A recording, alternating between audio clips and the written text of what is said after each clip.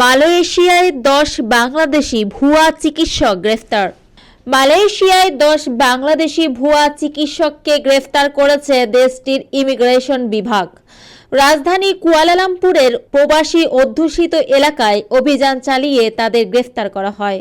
শুক্রবার 24 জানুয়ারি ইমিগ্রেশন মহাপরিচালক জাকারিয়া শাবান এক বিবৃতিতে বলেন, বৃহস্পতিবার 23 জানুয়ারি মালয়েশিয়ায় অন্তত 10টি স্থানে বিশেষ অভিযান চালানো হয়।